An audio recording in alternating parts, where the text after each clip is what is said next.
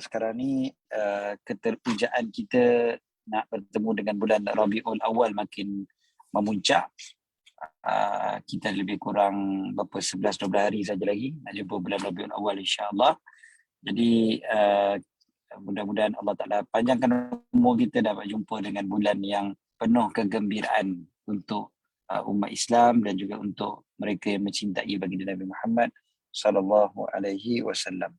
So kita straight kepada hadis kita, insya-Allah, hadis yang ke-21 daripada bab sabar, bab yang ketiga, hadis yang ke-21. Hadis masih lagi cerita tentang bagaimana nak sabar ataupun contoh-contoh kesabaran para sahabat, kan. Jadi kita pergi pada hadis ni, hadis yang ke-21 ni dengan sanad yang sambung daripada Imam An-Nawawi rahimahullah, wa nafa'ana bihi fid dharain amin. Mudah-mudahan Allah Ta'ala merahmati beliau dan memberikan kita manfaat dengan beliau di dunia dan di akhirat. Qal wa an Abi Hurairah radhiyallahu anhu anna Rasulullah sallallahu alaihi wasallam qala laisa ash-shadidu bisur'ati innama ash-shadidu alladhi yamliku nafsahu indal ghadab. Muttafaqun alaih. وَالسُّرْعَةُ بِضَمِّ الصَّادِ وَفَتْحِ الرَّاءِ وَأَصْلُهُ عِنْدَ الْعَرَبِ مَنْ يَسْرَعُ النَّاسَ كَثِيرًا. Bukanlah kekuatan, bukanlah kehebatan, bukanlah orang yang kuat itu adalah orang yang kuat ketika bergaduh, bisur'ah, dengan pergaduhan, dengan gusti. Bukan itu tanda kuat seseorang. Innamasyadidu, orang yang hebat itu adalah orang yang boleh menjaga, mengawal diri dia, menahan diri dia ketika marah. Yamliku nafsahu indal ghadab, dapat tahan diri dia ketika marah. Jadi ini adalah satu perkara yang kalau kita tengok orang Arab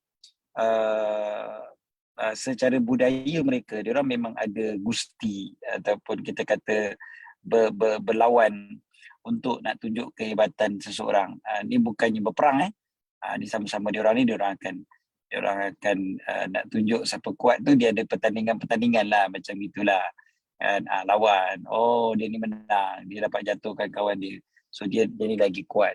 So kuat itu diukur berdasarkan kepada kekuatan fizikal, kan, dan juga kehebatan dalam berlawan. Tetapi Nabi SAW tunjukkan yang sebenar-benar kuat bukan itu. Yang sebenar-benar kuat adalah orang yang boleh menahan diri dia ketika marah. Bukan juga bermakna orang itu boleh kena pijak-pijak, tetapi orang itu adalah orang yang sabar. Jadi dia punya tindakan dia bukan tindakan yang melulu. Itu tanda kehebatan juga pada seseorang. Orang yang hebat, dia bila bertindak tu, dia bertindak tu dengan matang, kan. Sebab kalau kita perhatikan orang yang kuat macam mana sekalipun, tapi kalau bukan kuat, orang yang hebat macam mana pun dalam bertumbuk, dalam bergaduh, tapi kalau dia tak reti nak tenang, biasanya dia akan kalah juga, kan. Dia kalah juga sebab strategi ke laut terus, kan. Tak apa-apa je strategi dia, sebab dia tak boleh nak tenang, kan. Dia geram sangat ke orang tu, kan. Lagi-lagi kadang-kadang dalam pertandingan tu orang tu kata pula kat dia, kan, macam-macam. Jadi bila dia tak tenang, akhirnya dia mudah untuk kalah, walaupun dia ada fizikal yang kuat. Jadi Nabi SAW nak tunjukkan sabar tu sebenarnya kekuatan. Lagipun kalau kita fikir dari sudut yang lain pula, nak membina kekuatan fizikal sebenarnya lebih mudah dan lebih senang. Orang boleh pergi gym, orang boleh makan makanan yang tertentu untuk membina kekuatan badan. Tetapi akhirnya sabar jugalah yang menentukan kekuatan seseorang, dan memang lebih dahsyat lagi untuk sabar. Orang yang pergi gym tu pun kalau dia tak sabar, dia tak pergi juga, kan. Baru sekali, dua kali macam kita lah, kan. Kadang-kadang treadmill jadi tempat gantung towel, kan. Jadi maknanya tak sabar lah tu. Jadi memang kita memerlukan kepada kesabaran. Okey. Jadi nak kuat pun kena sabar, nak menang gusti pun kena sabar juga, kan. Jadi sabar juga dia punya kunci dia. Okey, kemudiannya hadis yang berikutnya, sebab kita dah janji minggu lepas kita nak cuba cover banyak sikit hadis untuk minggu ni. Jadi kita ringkas-ringkaskan aja. Yang seterusnya, wa bi anhu qala wa an Sulaiman bin Surad qal kuntu jalisan ma'an Nabi sallallahu alaihi wasallam wa rajulani yastabbani wa ahaduhuma qad ihmarra wajhuhu wa intafakhat awdajuhu faqala Rasulullah sallallahu alaihi wasallam inni la a'lamu kalimatan law qalaha la dhahaba anhu ma yajid law qala a'udzu billahi minasy syaithanir rajim ذهب منه ما يجد فقالوا له إن النبي صلى الله عليه وسلم قال تعوذ بالله من الشيطان الرجيم متفق عليه. Aku duduk bersama dengan Nabi SAW. Ada dua orang lelaki yang sedang berkelahi. Yastabani, maksudnya dekat sini ni saling kutuk mengutuk. Yasubbu kullum minhuma sahibuh. Sahibah. Setiap seorang tu kutuk satu lagi. Jadi dekat dengan Nabi SAW. Dia bukan betul-betul depan Nabi, tapi dekat dengan Nabi SAW. Dia sahabat ni duduk-duduk dengan Nabi, ada dua orang tengah berteringkah kat tepi. Kan, dua orang tengah berteringkah tu, dia kata satu sama lain. Lepas tu, marahlah kan. Wahaduhuma, salah seorang daripada dua orang tu, sampai merah muka dia. Ihmarra wajhu, marah, bergaduh kan. Dan wantafakhat awdajuh. Audaj ni apa, urat dekat leher ni, urat yang tempat kena sembelih kalau ayam ke kambing kan, urat. So audaj ni kat sini, kat tepi ni, dia bukan urat marih, bukan juga urat halkum, tapi dia panggil urat audaj, dekat tepi. So dia tegang. Kalau kita terjemahkan bahasa Melayu, biasa kita kata tegang urat leher dia, kan, maknanya marah sangat-sangat. Dia dah geram sangat-sangat. Jadi, apa kata Nabi SAW? Sesungguhnya aku mengetahui satu kalimah, kalaulah orang yang tengah marah tu bercakap, Nabi sebut pasal dia, orang tu. Kalau dia baca perkataan ni, maka akan hilanglah apa yang ada pada dia, maknanya kemarahan dia tu. Lalu, Nabi SAW kata, kalaulah dia kata, a'udzubillahi minasyaitanir rajim, akan hilanglah apa yang ada pada dia, kemarahan yang ada pada dia. Lalu, para sahabat cakap dengan orang tu. Maknanya bukan Nabi cakap direct pada orang tu. Sahabat pergi cakap pada orang tu.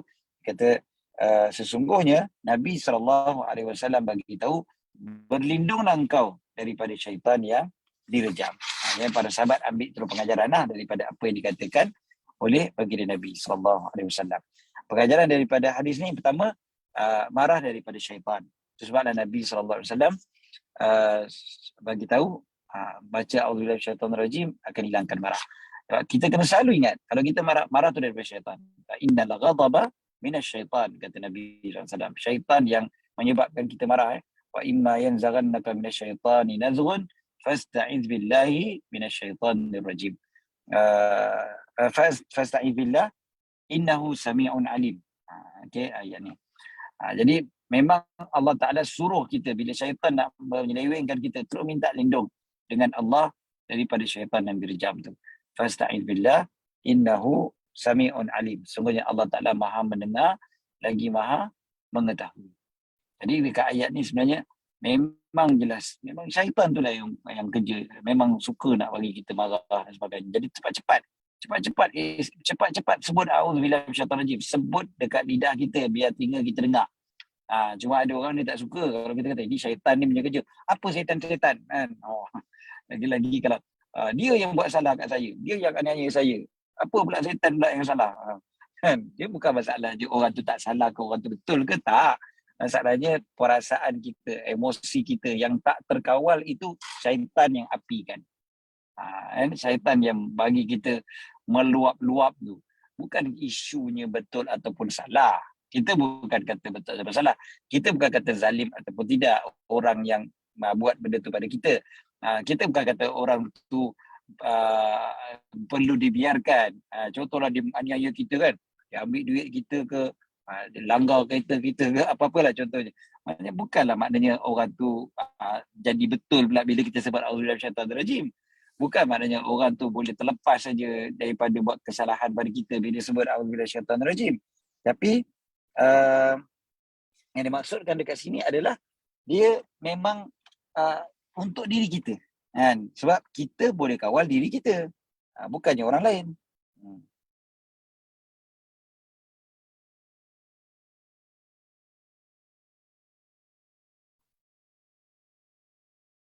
Okay, so kita kita diajar untuk minta lindung dengan Allah daripada syaitan yang direjam. Dan antara pengajaran daripada hadis ini juga adalah Nabi SAW biasa memberikan taujihat, pengajaran, nasihat kan, apa dia panggil ni, bimbingan, bersempena dengan sesuatu. Maksudnya bila ada isu yang berlaku. Jadi isu yang berlaku, biasa saja Nabi SAW akan mendidik para sahabat apa yang sepatutnya mereka lakukan. Sebab Nabi SAW sentiasa memberikan nasihat. Cumanya bila memberikan nasihat ini, Nabi akan memberikan solusi kan, apa yang perlu mereka lakukan. Sebab ialah dari isu kan, waktu tu tengah bergaduh kan, tengah berkelahi. So, tengah berkelahi tu macam mana nak settlekan masalah. So Nabi SAW yang ceritakan, okay, nak settlekan masalah ni buat gini. Okey, seterusnya hadis yang berikutnya, qal wa an Muadz bin Anas radhiyallahu anhu anna an-nabiy sallallahu alaihi wasallam qala man kazama ghaizan wa huwa qadirun ala an yunfidha da'ahu Allah ala ru'usil khalaiq يوم القيامة حتى يخيره من الحور العين ما شاء رواه أبو داود والترمذي وقال حديث حسن.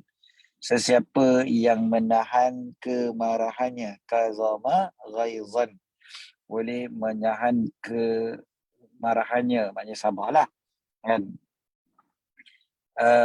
Al-qazam tu maksudnya dia boleh tahan, dia boleh halang, dia boleh sekat. Ghaiz tu adalah kemarahan lah.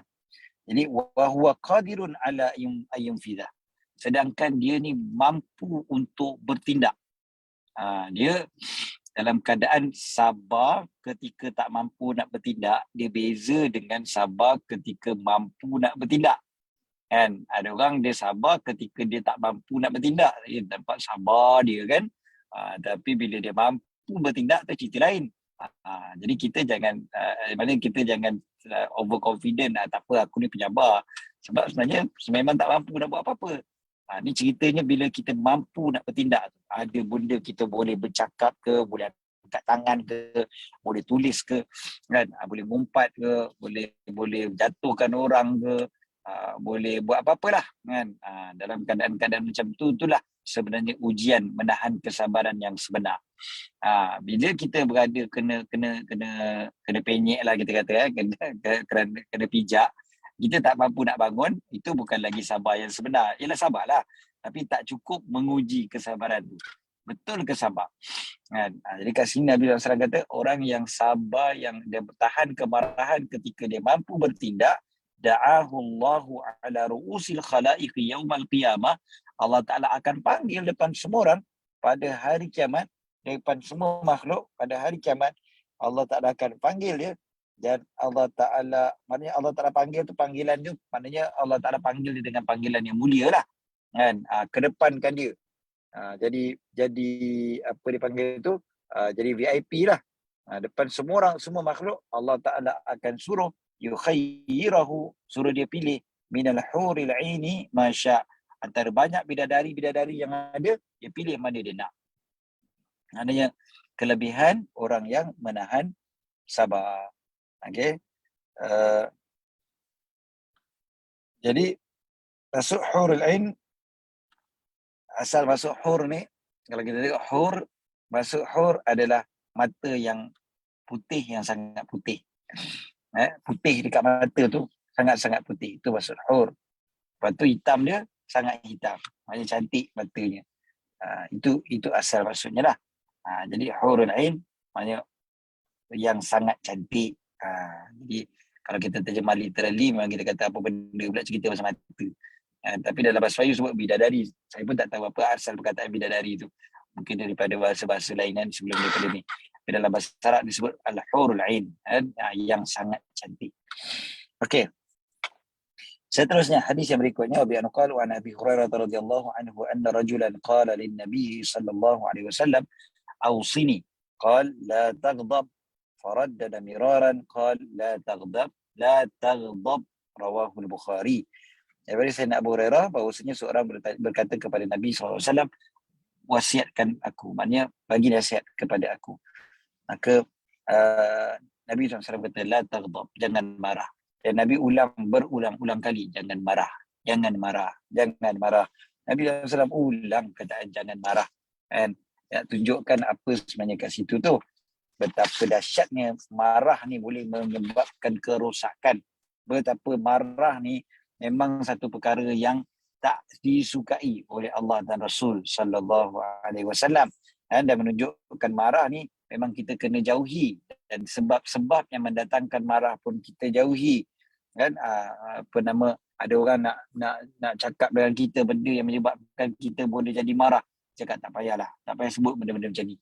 Kan tak payah cakap-cakap lah benda macam ni dan sebagainya. Elakkan.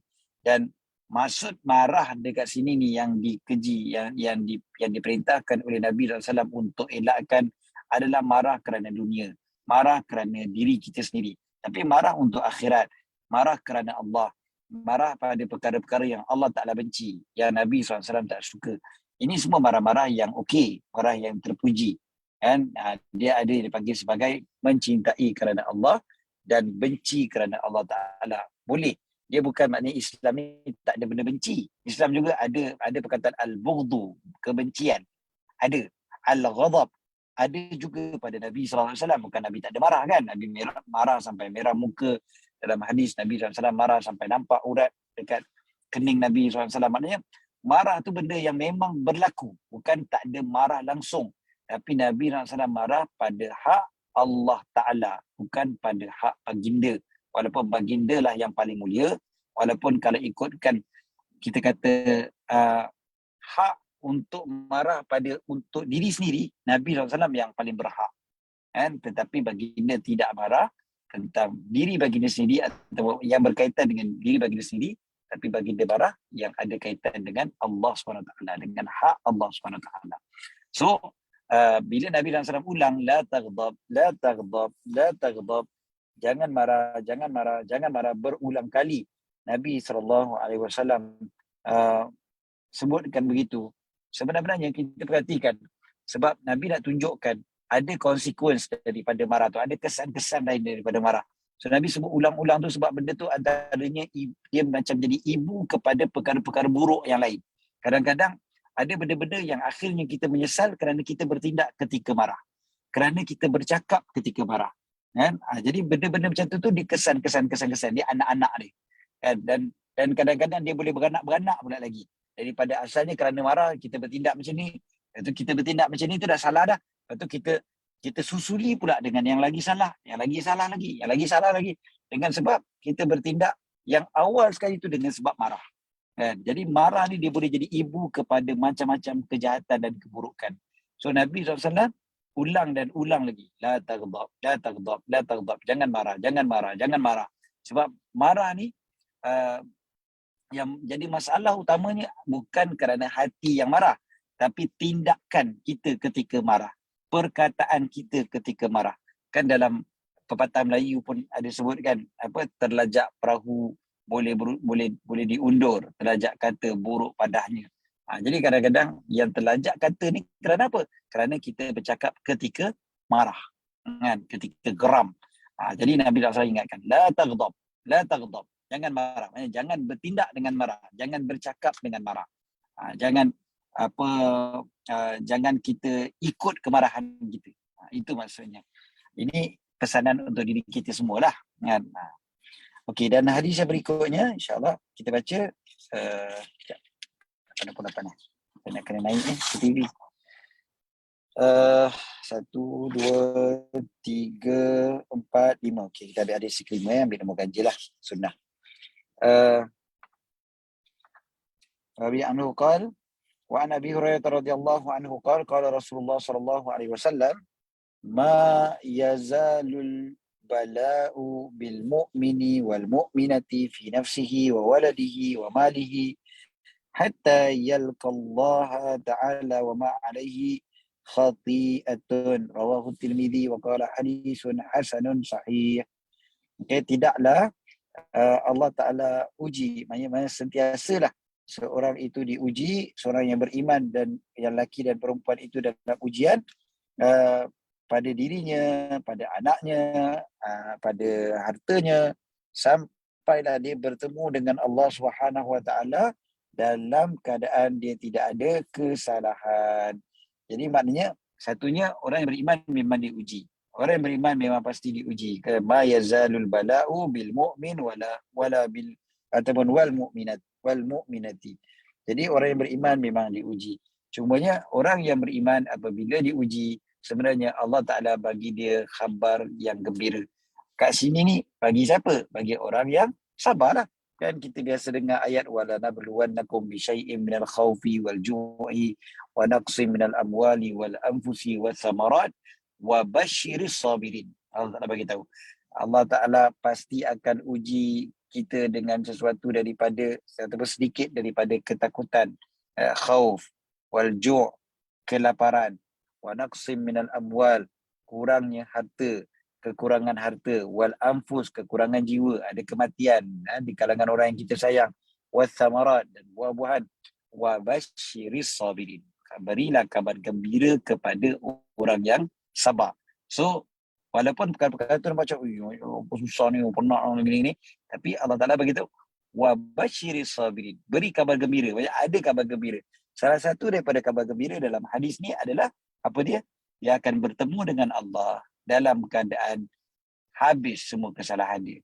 Dan dia bertemu dengan Allah Subhanahu Wa Ta'ala nanti dia mati, wa ma alaihi khati'ah.